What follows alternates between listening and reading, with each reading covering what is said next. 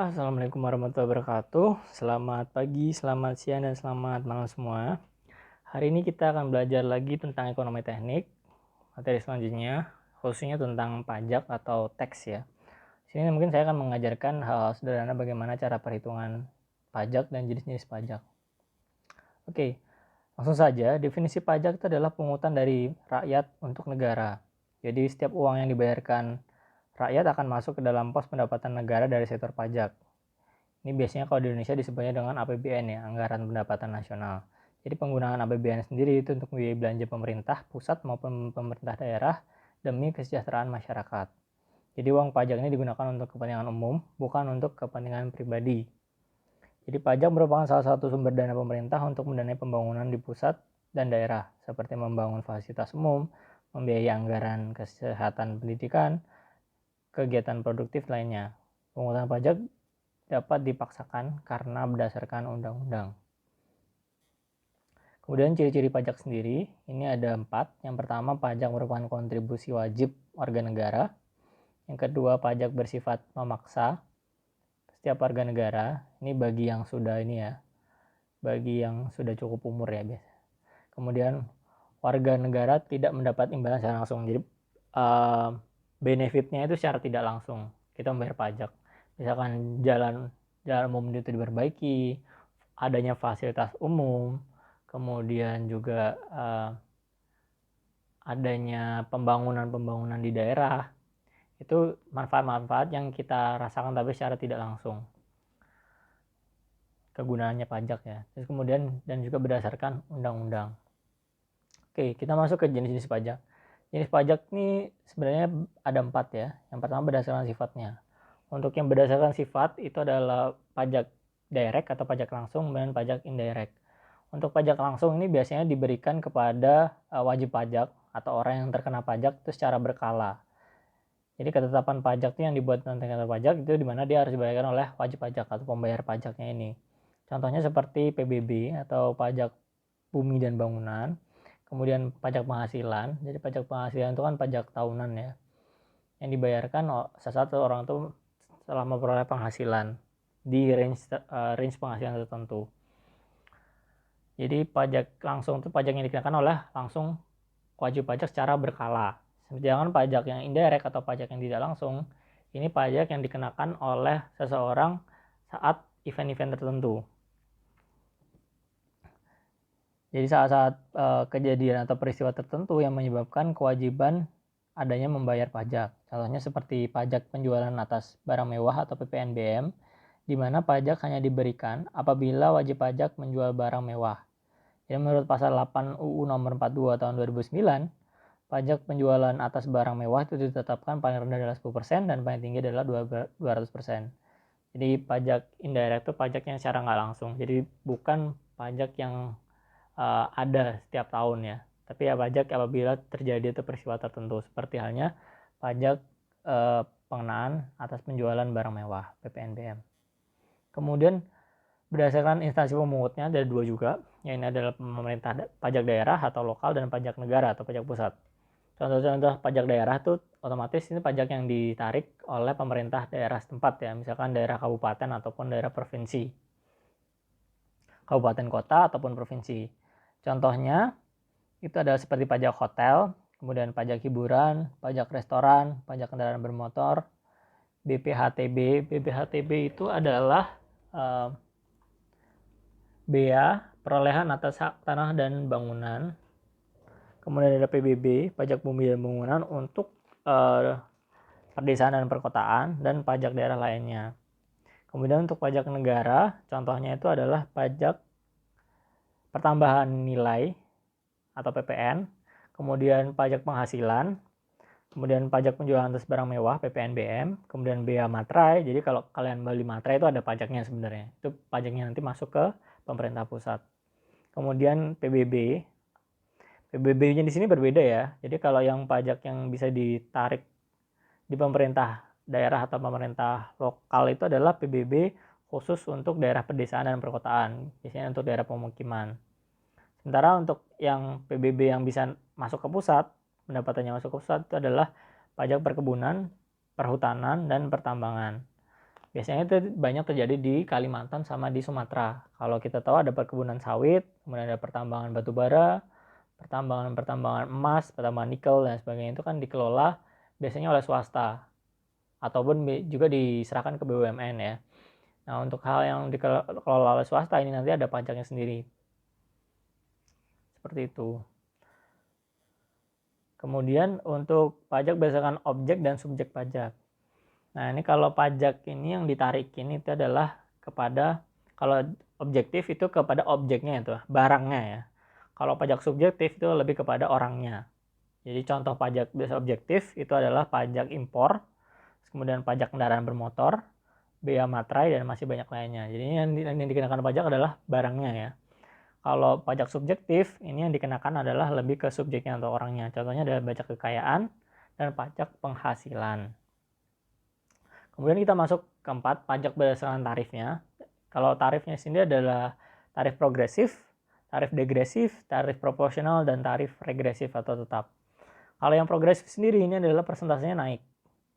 Jadi semakin tinggi pendapatan kita, kalau kita bicara pendapatan ya, semakin tinggi pendapatan kita, maka persentase pajak itu akan semakin naik mengikuti pendapatan kita. Jadi misalnya pendapatan kita 500 juta, untuk pajak progresifnya untuk range sekian berapa persen, range sekian berapa persen, semakin tinggi range-nya, nanti akan semakin tinggi pula persentasenya. Nanti akan saya bahas di slide selanjutnya.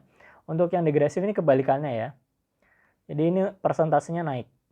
Kalau ini persentasenya turun. Jadi semakin besar penghasilan kita, persentase pajak yang akan dibayarkan itu akan semakin kecil. Ini kalau semakin besar penghasilan akan semakin kecil persentasenya, tapi kalau semakin kecil persentasenya akan semakin besar. Kalau ini kebalik. Yang progresif ini kebalik. Kalau yang progresif ini semakin kecil pendapatannya, maka persentasenya juga akan semakin kecil, tapi semakin besar pendapatannya, persentasenya juga akan semakin besar. Ini kalau ini berbanding lurus, ini berbanding terbalik ya. Yang degresif berbanding terbalik, yang progresif berbanding lurus. Kemudian ada juga yang namanya tarif proporsional. Pajak berdasarkan tarif proporsional itu persentasenya tetap. Mau dia pendapatannya berapa besar ataupun berapa kecil, persentasenya tetap. Persentasenya di sini tetap. Value-nya bisa berbeda-beda. Misalkan pendapatan saya adalah 1 miliar. Pendapatan si B itu misalkan adalah 100 juta. Tapi persentase untuk pengenaan pajaknya adalah 10%. Kan otomatis kalau saya harus bayarnya 100 juta ya. 10% dari 1 miliar. Sama kalau si B itu 10% dari 100 juta. Pajaknya hanya 10 juta. Jadi pengenaannya bisa berbeda-beda. Value-nya bisa berbeda-beda. Tapi persentase pembayaran pajaknya adalah tetap. Sementara kalau yang pajak tarif tetap atau regresif ini yang value-nya sama. Ini value-nya sama. Jadi mau seberapa besar atau seberapa kecil pendapatan yang diperoleh seseorang, misalkan ditetapkan adalah pajaknya adalah 1 juta. Jadi seberapa besar pendapatan seseorang atau seberapa kecil pendapatan seseorang, ya dia harus bayar pajaknya sama nilainya 1 juta. Kalau ini persentasenya sama, ini value-nya sama. Ya. Kalau ini berbanding lurus, pendapatannya yang besar, persentasenya juga nanti akan besar. Kalau ini berbandingnya terbalik. Pendapatannya besar, nanti persentasenya akan berkurang. Sampai di sini mungkin ada yang ditanyakan. Oke, saya coba lanjutnya. Sebelum kita cara menghitung pajak yang terkena pajak ya, kita akan bahas dulu tentang definisi atau istilah-istilah yang ada di dalam pajak. Jadi ada pendapatan kotor, ini pendapatan yang sebelum terkena pajak ya. Jadi keseluruhan pendapatan yang diperoleh selama satu periode akuntansi. Kemudian ada juga expense atau pengeluaran, jadi ongkos-ongkos yang ditanggung ketika terjadi transaksi bisnis. Ini biasanya dalam perusahaan ya. Kemudian juga ada depresiasi yang sudah kita bahas sebelumnya. Expense tadi kan ini pengeluaran. Jadi pengeluaran masuk pengeluaran operasional dan pengeluaran peminjaman atas modal dan lain sebagainya. Kemudian kalau depresiasi ini adalah berkurangnya nilai atau value dari waktu ke waktu akibat digunakan atau mungkin karena waktu itu sendiri. Jadi untuk yang kalian ingin tahu lebih tahu apa itu depresiasi, bisa dilihat di presentasi saya sebelumnya tentang depresiasi. Kemudian ada juga pendapatan terkena pajak. Nah, akhirnya kita mencapai titik di mana kita mendapatkan pendapatan yang terkena pajak itu berapa. Nah, kemudian kita memperoleh rumus ya, taxable income-nya atau pendapatan yang terkena pajak itu diperoleh dari gross income dikurangin expense dikurangin dengan depresiasi. Ini pendapatan yang masih terkena pajak ya, belum pajak yang harus dibayarkan ya. Nah, terus untuk menghitung pajak yang harus dibayarkan itu berapa sih ya?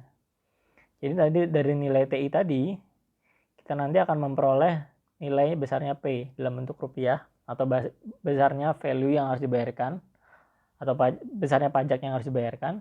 Ini sebenarnya TI itu rumusnya gampang ya. P ini sebenarnya cuma TI dikalikan dengan persentase pajaknya tadi. Cuma kalau untuk kita memperoleh TI tadi, ini kan harus melewati beberapa rangkaian. Jadi gross income-nya berapa, expense-nya berapa, depreciation-nya berapa. Ini biasanya khusus studi kasusnya untuk di perusahaan ya. Nah, seperti ini jadi. Ini berdasarkan pajak yang harus dibayarkan, itu dilambangkan P, itu diperoleh dari taxable income dikalikan dengan persentase pajaknya. Kemudian besarnya taxable income yang diperoleh itu di rumus yang tadi, yang awal kita bahas tadi. Jadi kalau misalkan ini, rumus yang ini kita masukkan ke sini, diperoleh seperti ini. Jadi P atau pajak yang harus dibayarkan itu adalah gross income dikurangin expense dikurangin depresiasi dikalikan dengan persentase pajaknya. Oke, kita coba perhitung ya cara besarnya pajaknya nanti. Jadi tingkat pajak yang dikenakan itu dapat berbeda, itu tergantung besarnya pendapatan. Jadi semakin besar pendapatannya, kemungkinan besarnya pajak yang dibayarkan juga akan semakin besar. Kemudian perusahaan yang taxable income-nya lebih rendah akan lebih rendah pula dikenakan pajak. Ini khusus studi kasusnya di Indonesia ya. Karena di Indonesia sendiri menganut paham progresif. Artinya semakin kecil pendapatan ya, semakin kecil taxable income-nya, pajak yang dikenakan juga akan lebih rendah. Karena dia progresif. Tapi kalau semakin TI atau taxable income-nya akan semakin besar, persentase pajak yang dikenakan juga akan lebih tinggi. Kemudian besarnya tingkat pajak untuk tiap interval TI tentu bisa berubah-ubah sesuai dengan kebijakan pemerintah. Jadi diatur dalam undang-undang ya nanti. Kemudian contoh perhitungan. Contoh perhitungannya ini tarif progresif ya. Tarif progresif untuk pendapatan antara 0 sampai 10 juta. Ini ada 5%. Jadi misalkan pendapatan saya itu adalah 8 juta. Jadi langsung saja 8 juta dikali 5% itu biaya yang harus dibayarkan untuk pajak saya. Kemudian untuk range income yang 10 juta sampai 25 juta ini adalah 7,5%. Kemudian 25 sampai 50 juta ini 10%. 50 sampai 100 juta 15%. Kemudian 100 sampai 500 ini 20%. Dan di atas 500 ini adalah 25%. Ya. Kita akan coba menghitung.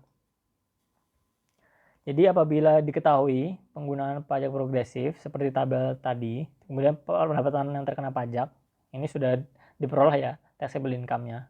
Dan memperhatikan aja depresiasi sama expense-nya tadi. Itu adalah 55 juta per tahun. Ya. Maka tentukan berapa jumlah pajak yang harus dibayarkan. Jadi untuk menghitung pajak progresif itu tidak serta-merta langsung kita kalikan ya. Jadi misalkan kita tahu nih, pendapatannya 55 juta. Oh ternyata dia di range yang ke-4. Di sini kan 55 juta. Itu tidak serta-merta dikalikan 15%, itu enggak. Tapi harus step by step. Jadi yang nilai yang 10 juta ini berapa? 10 juta. Ya. 10 jutanya 5% tadi dihitung dulu. Dikalikan dengan range. Dikalikan dengan tingkat pajak pada range itu. Jadi tingkat pajaknya ini 5% ya. Dikalikan 5% dulu. Diperoleh 500.000. Kemudian step kedua kita kalikan lagi dengan range pendapatan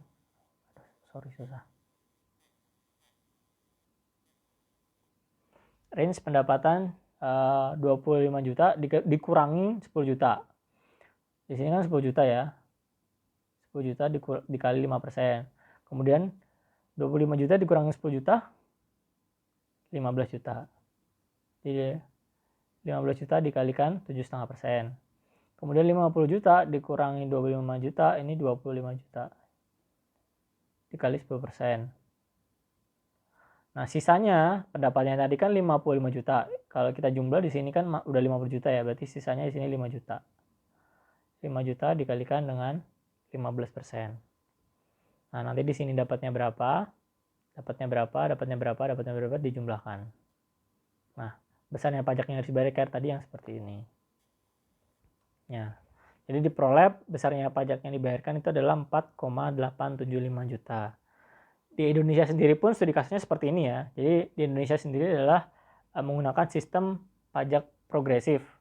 Artinya semakin besar pendapatan yang diperoleh, itu persentase pajak yang dibayarkan harus besar. Tapi cara perhitungan juga harus step by step seperti ini. Jadi tidak serta-merta kok langsung pendapatannya berapa dikalikan dengan persentase yang ada di range itu, enggak. Tetap dikalikannya satu-satu ya. Jadi yang pajaknya range-nya sekian dibayarkannya berapa, range sekian dibayarkan berapa, range sekian dibayarkan berapa, kemudian dijumlahkan seperti ini.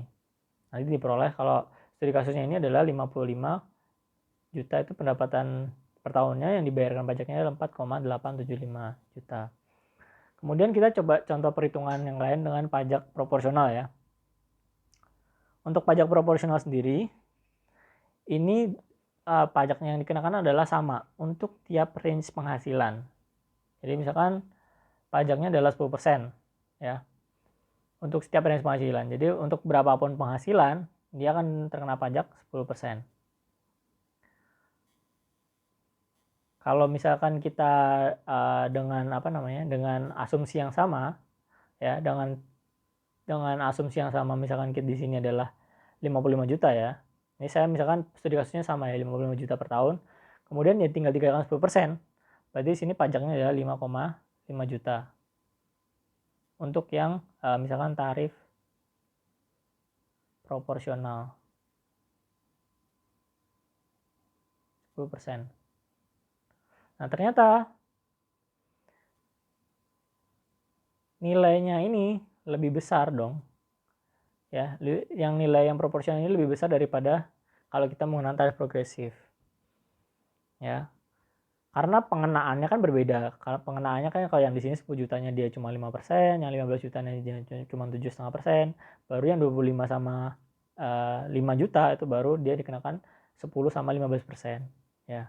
Jadi tarif progresif itu tidak serta-merta kalau dia pasti pajaknya nilai value-nya dia gede,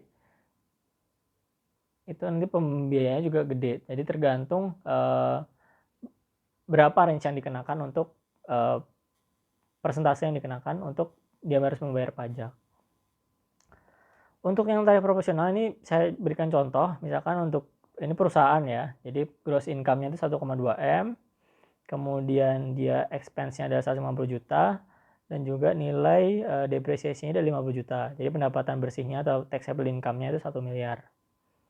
Kemudian untuk tarif proporsional 10, otomatis kan di sini kan di atas 500 juta ya, dia masuk range yang sini ya, TI-nya. Dia masuk range yang di atas 500 juta, maka pajak yang dibayarkan adalah 10% dikalikan 1 miliar atau 100 juta. Seperti itu. Ini untuk yang proporsional. Untuk yang regresif, yang regresif itu sebenarnya kebalikan yang daripada progresif ini ya. Jadi untuk range yang kecil, dia persentasenya akan lebih besar. Jadi di sini 25%, misalkan ya, kalau ini saya balik ya. Di sini 20%, di sini 15%, di sini 10%, di sini 7,5%, dan di sini 5%. Jadi semakin besar pendapatannya, persentase pajak yang dikenakan akan semakin kecil. Tapi semakin kecil pendapatannya, persentase yang dikenakan akan semakin besar. Itu yang regresif. Cara perhitungannya bagaimana? Cara perhitungannya juga sama, seperti ini. Jadi kalau misalkan kita menghitung ya, dengan case yang sama, katakanlah. Case yang sama di sini untuk 55 juta ya. Saya nggak ada slide-nya, saya coba bandingkan satu-satu ya. Untuk yang dia case-nya 55 juta juga, jadi misalkan di sini ada 25% dikalikan 10 juta, 25% dikalikan 10 juta, itu berarti 2,5 juta. Kemudian 20% dikalikan 50 juta, 20% dikalikan 15 juta, itu berarti 3 juta. kemudian 15% dikalikan 25 juta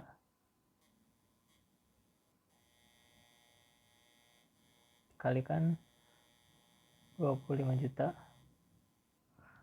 Sorry, saya harus pakai kalkulator.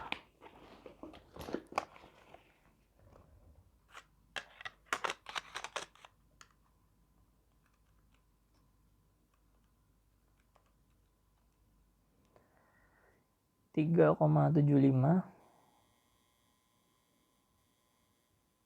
Terus ini berarti 10% dikalikan sisanya ya 5 juta 500.000. Totalnya berapa? 2,5 ditambah 3 juta ditambah 3,75 tambah 11.700.000. Wow. Ternyata untuk tarif ya, tarif progresif, semakin kecil pendapatannya itu nanti akan malah semakin besar ya untuk tarif. Ini progresif, ini regresif. Kemudian yang degresif bagaimana? Yang degresif itu dia ketetapan ya, value-nya sama. Jadi misalkan kalau ditetapkan di undang-undangnya adalah untuk setiap berapapun pendapatannya, pajaknya adalah 4 juta. Jadi misalkan yang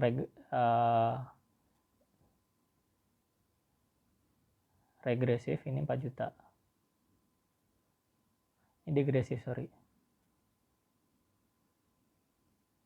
Nah, jadi kalau kita compare kan satu sama lain, untuk yang pendapatan kecil itu ternyata yang regresif ini yang paling menyiksa ya. Sudah dia pendapatannya 55 juta, pajaknya dia adalah 11,75 juta. Ya, kalau menurut saya untuk yang berkeadilan itu memang yang progresif. Ini menurut pandangan pribadi saya ya. Karena semakin kecil gaji kita, pajaknya di kemampuan kita untuk membayar ke perusahaan atau kemampuan kita untuk membayarkan pajak ke negara, itu nanti juga akan semakin kecil. Jadi lebih adil gitu loh. Pendapatan kita kecil, persentase pajak yang kita bayarkan juga kecil. Karena kita memang kebutuhannya kan setiap manusia kan walaupun berbeda, tapi kan ada kebutuhan dasar itu yang mungkin sama ya. Misalnya untuk makan nasi, untuk beli sandang, pangan, papan, seperti itu. Jadi menurut saya itu lebih berkeadilan yang pajak progresif. Cuman kekurangannya adalah perhitungannya mungkin agak sedikit lebih ribet ya daripada kalau misalkan kita menghitung pajak proporsional atau pajak regresif atau yang tetapnya. Sementara kalau yang pajak proporsional menurut saya ini kelebihannya dia adalah lebih mudah untuk dihitung. Karena persentase besarnya kan sama untuk pendapatan nilai. Ya, cuman ya menurut pendapat saya lagi itu kurang adil aja sih kalau untuk yang 10% yang disamakan antara orang yang berpenghasilan sangat besar dengan orang berpenghasilan yang lebih kecil seperti itu. Mungkin dari sini ada yang ditanyakan. Apabila ada pertanyaan silakan tinggalkan di kolom komentar. Terima kasih atas perhatiannya. Jangan lupa di subscribe, di like dan di share. Terima kasih. Wassalamualaikum warahmatullahi wabarakatuh. Selamat siang, selamat malam, dan selamat pagi.